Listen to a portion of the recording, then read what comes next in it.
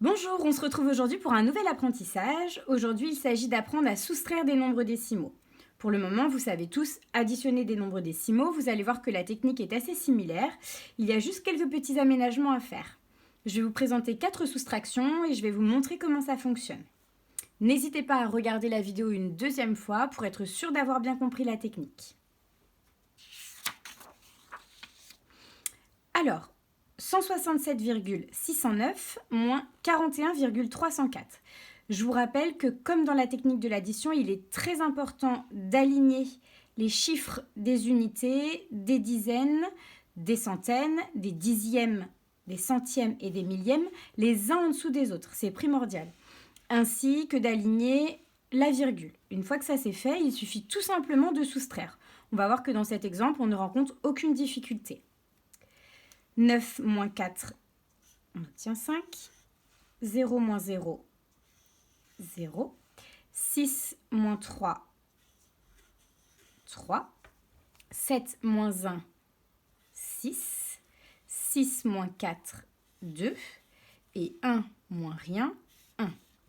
Je n'oublie pas de poser ma virgule, toujours alignée sous les autres, et j'obtiens 126,305. Aucune difficulté ici.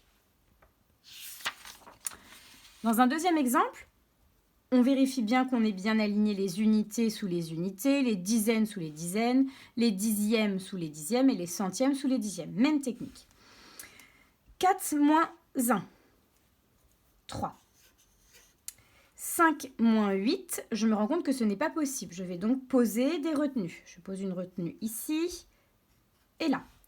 8 pour aller à 15, il me manque 7. 2 moins 2, 0. Et 3 moins 1, 2. J'obtiens donc 20,73. Je vous rappelle que les unités, lorsque vous mettez des retenues, elles fonctionnent toujours par 2 et que j'ai mis une retenue ici. Donc je pose une retenue sur le nombre qui vient juste avant. Pas de souci pour ça. Dans le troisième exemple, on va très vite se rendre compte que l'on obtient 149,7 moins 53,67. On se rend très vite compte que dans 149,7, il n'y a pas de chiffre des centièmes. Donc, il va falloir combler cet espace. On a donc l'obligation d'ajouter ici un 0 pour avoir le même nombre de chiffres de part et d'autre. Et je fais ma soustraction. 0 moins 7, ce n'est pas possible. Je pose donc des retenues. 7 pour aller à 10, 3. 7 moins 7, 0. 9 moins 3, 6.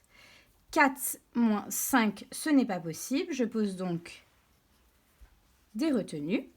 5 pour aller à 14, 9.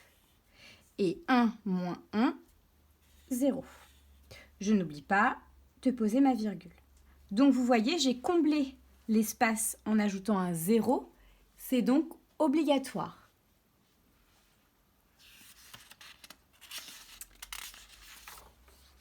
Deuxième exemple, si j'ai cette fois-ci, un nombre entier et que je veux le soustraire à un nombre décimal.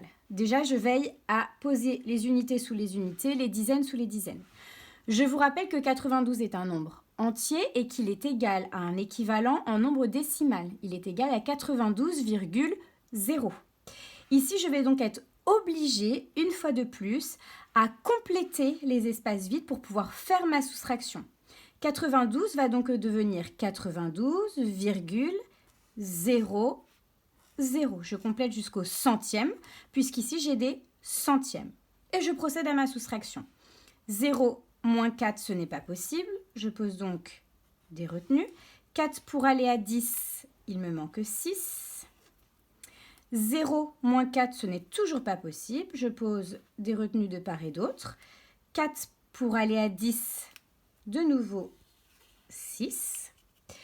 2 moins 4, ce n'est pas possible. Je pose de nouveau des retenues. 4 pour aller à 12, il me manque 8. 9 moins 8, il me reste 1. 18,66.